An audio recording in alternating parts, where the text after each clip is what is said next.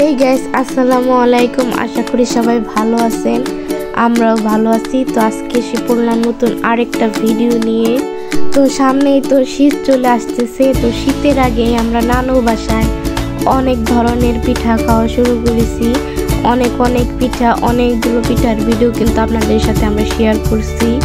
তো গাইস, যেহেতু আমরা আজকে পাটিসাপটা পিঠা তৈরি করব, তো এর জন্য আমরা নারকেল কুড়িয়ে নিতেছি। প্রথমে আমরা কিন্তু 2টা নারকেল নিয়েছি, কারণ পাটিসাপটার পিঠা শিরায় কিন্তু অনেকগুলো নারকেল দিতে হয়, এতে পিঠাগুলো অনেক ভালো লাগে। এরপর আমরা পিঠা বানানোর জন্য ডো বানিয়ে নেব। এখানে কিছু চালের গুঁড়া নিয়ে নিছি, আমরা আতপ চালের গুঁড়া। এখানে আমরা কিছু পরিমাণ পানি দিয়ে এটা ভালো করে মাখিয়ে নিব। এটা কিন্তু খুব ভালো করে মাখাতে হবে, তাতে ডোটা অনেক ভালো হবে, অনেক সফট হবে।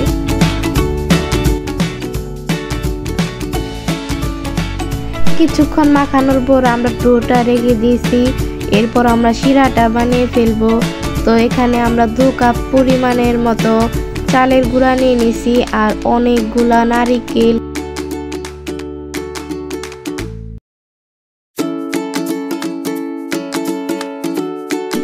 তো গাইস, এখানে কিন্তু আমরা অনেকগুলো নারকেল নিয়ে নিছি।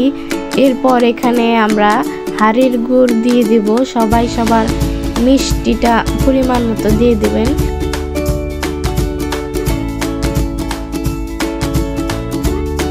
আর এখানে আমরা কিছু পরিমাণ দুধ দিয়ে দেব।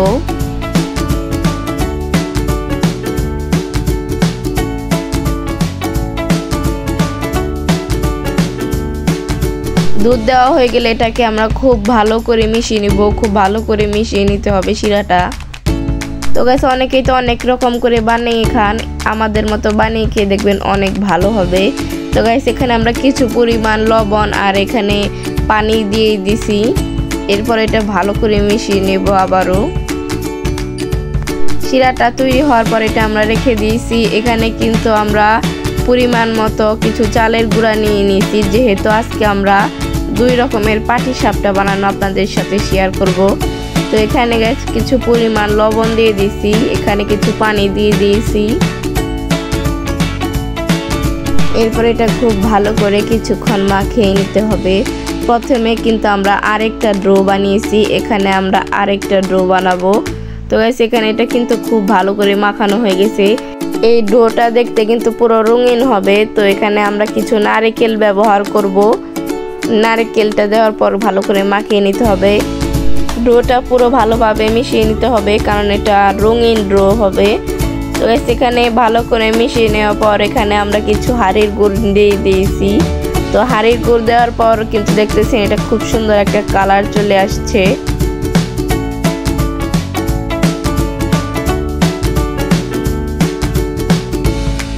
তো এখানে কিছু সয়াবিন তেল দিয়ে দিব আমরা। এখানে কিন্তু আমাদের 2 রকমের ডো তৈরি হয়ে গেছে। আর সেই প্রথম ডোটার মধ্যেও কিন্তু আমরা সয়াবিন তেল দিয়ে দিব, আর দেওয়ার পর খুব ভালো করে মিশিয়ে নেব। তো গাইস, অনেকেই হয়তো বলবেন এখানে আমরা সয়াবিন তেল কেন ব্যবহার করছি। এখানে আমরা তেল ব্যবহার করছি কারণ পিঠা যখন ভাজা হয় তখন কিন্তু সবাই কলা গাছের ডাল ব্যবহার করেন। আমরা কিন্তু কলা গাছের ডালটা ব্যবহার করব না, এর জন্য আমরা তেল দিয়ে দিছি। আর এখানে আমরা শিরাটা কিন্তু বসিয়ে দেব। এইভাবে তেলগুলো দিয়ে দিলে কিন্তু আমাদের আলাদা কোনো তেল ব্যবহার করতে হয় না, আর কলা গাছের ডালও ব্যবহার করতে হয় না। খুব সুন্দর পিঠা হয়ে যায়। তো গাইস, আমাদের ক্ষীরাটা তৈরি করতে করতে দেখতেছি যে অনেক বৃষ্টি চলে আসছে নানু বাসায়। তো গাইস, আমরা যে কয়দিন ধরে আসছি প্রচুর বৃষ্টি হইতেছে, আর বৃষ্টির মধ্যেও কিন্তু আমরা খাওয়া বাদ দিইনি। নানুর বাসা মানে প্রচুর পরিমাণে খাওয়া দাওয়া। এই খিসাটা কিন্তু প্রায় হয়ে গেছে। খিসাটা অনেক শক্ত করতে হবে, যত শক্ত হবে তত ভালো হবে।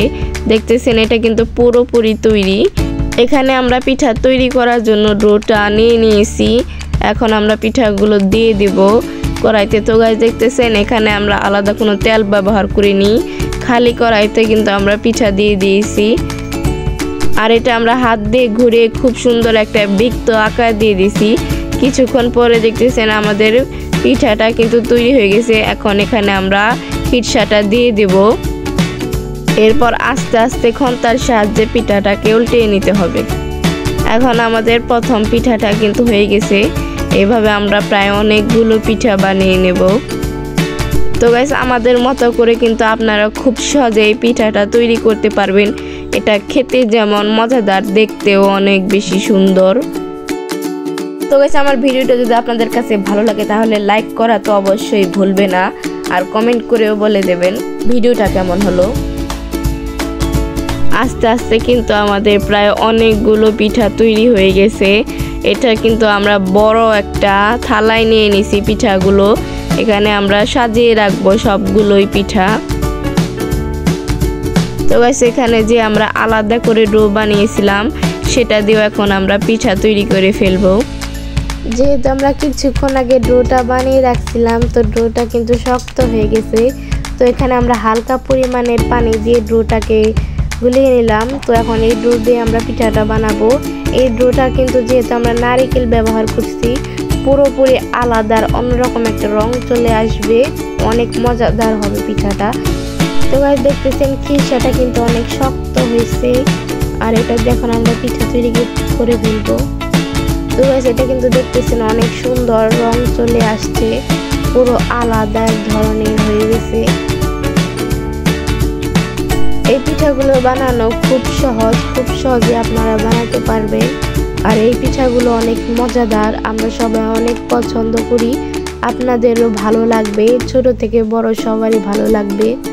যেহেতু সামনে শীত চলে আসতেছে, তো সবাই প্রচুর পরিমাণে পিঠা অবশ্যই খাওয়া দাওয়া করবেন, তখন এই পিঠাটাও ট্রাই করবেন। খুব মজাদার পিঠা, পাটিসাপটা পিঠা। এখন আমরা থালায় পিঠাগুলো সুন্দর করে সাজিয়ে নেব সবগুলো পিঠা।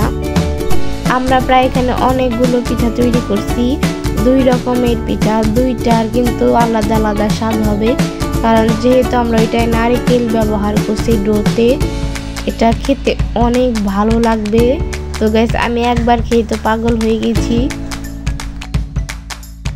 তো গাইস আমাদের পিঠাগুলো কিন্তু প্লেটিং হয়ে গেছে।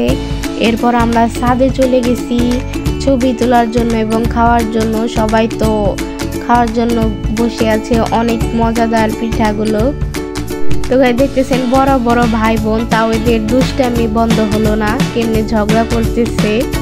মামা তো পিঠা খাওয়ার জন্য অনেকক্ষণ ধরে বসে আছে, তো মামা পিঠা নিয়ে চলে যাচ্ছে, আর আম্মু মামাকে আটকে দিতেছে পিঠাগুলো খাওয়ার জন্য অনেক।